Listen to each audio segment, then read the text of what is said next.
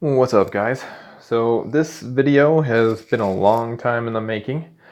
It's coffee talk, but not like you would usually think about. So I'm going to talk today about coffee enemas.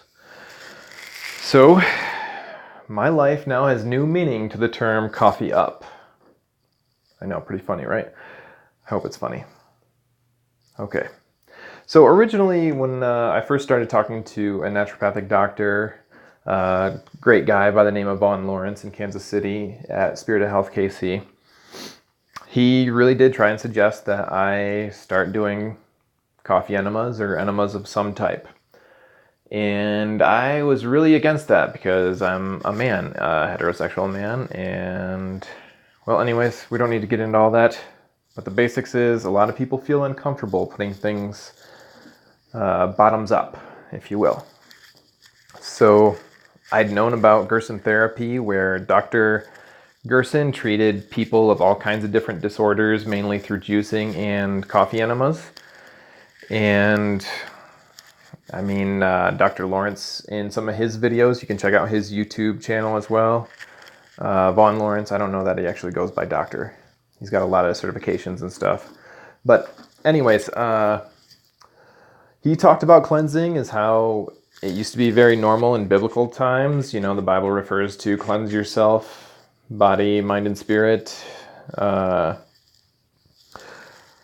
It's pretty common in Roman times that there was that type of cleansing. Greeks did it, and pretty much our society did it. We even had hospital wings up until recent history where it was devoted to coffee enemas. Well, maybe not coffee, but just enemas in general as a source and way of health.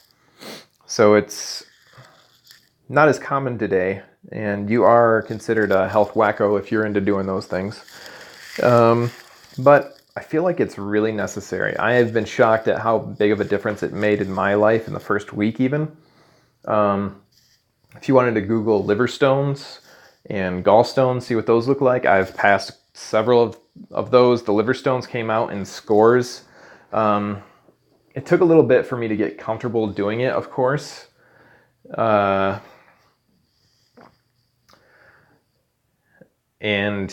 I mean, as a guy, I've never appreciated lubrication so much. I've also never been more aware of where my butthole is. Is this too in-depth for you guys? Did I lose you already? Anyways, I hope you're laughing. But colon health is no laughing matter. I mean, imagine if you were living in a home where you never took out the trash. Or if you did take out the trash, every single time you took out the trash, some of it would get left behind inside your apartment. That's really what can happen in our bowels. We can get backed up. We can have large amounts of food getting stocked up into our colon, which can affect digestion. You know, it can affect how your liver detoxes. Your blood has to cycle all the way through your liver, and that's how you remove toxins and stuff, right? So if you're not able to fully cleanse because your liver is clogged up for whatever reason, you know, you're a lot more susceptible. I've done more research and I've found out people talk about they have excreted ropeworms, which was a new type of parasite. Some people think it's a little bit controversial, but they did DNA test and found that it's very similar, like 98% DNA genetically, to the Caribbean sea bug or something like that, I read. It's interesting because it was probably just passed up in autopsies and stuff of that nature in the past simply because it wraps itself in a bunch of your own personal mucus, and it's anaerobic, and in nature it doesn't need oxygen. And I mean, I lay down at night and I can feel something in my stomach. I don't know if it's just normal peristalsis or if it's gas per se, but individuals had said after doing coffee enemas daily for 2 years that they've passed these really disgusting green ropeworms. There's other things that your intestines could be holding on to, like undigested food, mucoidal plaque. You guys Google some of those things. It's going to be mind-blowing what you'll see. Other than that, I was really against it for a long time because your body, your lower intestines need like some beneficial probiotics and bacteria in there, and I thought that would really upset it. The idea of the coffee enema is that it should stay in your lower sigmoid colon, and it shouldn't affect too much of the rest of your intestinal flora, because I think it's supposed to be like a football field of intestinal flora that's inside of you, right?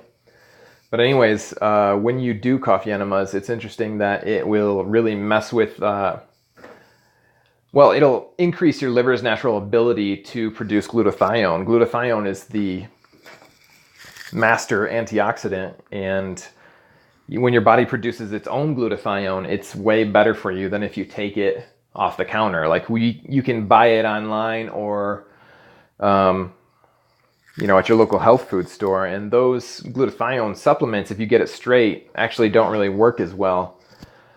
But if you did want to increase glutathione other ways, you could also take an NAC, N-acetylcysteine, that is a natural precursor to glutathione. Your body can make glutathione that way after you give it to the NAC. But yeah, the more research I did, the more I thought, hey, maybe I'll give this a try. And I mean, my brother, God rest his soul, he's passed away many years ago now, but he had some lower colon issues and needed to have some surgery. And he joked that after he was done with this, he was going to get his butt tattooed where it said exit only on it. And, I laughed about that. We all laughed. I thought that was something interesting. That I would actually ever consider coffee enemas is just really blown my mind. But since seeing all those liver stones that I've passed and a couple of the gallstones, they've been tiny so far and relatively easy to pass them. I found I actually desired to consume more quantities of vegetables, salads. Those things made it really easy to do detox. Because just so you know, your body has a two-part detoxing. The phase one is when your body starts to pull it out of your organs, wherever. And then the phase two is your body needs amino acids in order to convert it into water-soluble waste so you can excrete it and get it out of there. And the phase two is when people feel fatigued or nauseous. And during the phase two is when you need to increase those amino acids. So when I was told before that you need to increase the amount of vegetables and eat less lighter things, don't eat heavy foods, I was like, what? I want to eat what I want to eat. But I realize now it's because your body needs those types of nutrients in order to help you feel better and to excrete the wastes. So spinach salads, vegetables, been just eating them like crazy. And anytime I start to feel nauseous or fatigued, if I go to those things, I find I recover so much faster. So it's been really cool. I'm quite amazed.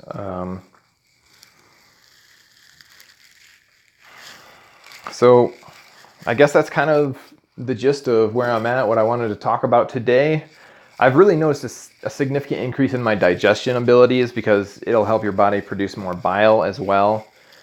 And yeah, I never thought I'd be making this video, guys, but I would highly suggest it. I put an affiliate link with one of the enema kits that we got. It's a premium kit. And, as always, stay healthy, guys. Consult your healthcare practitioner before starting any new regimen. And yeah, like, share, subscribe. Thanks, guys.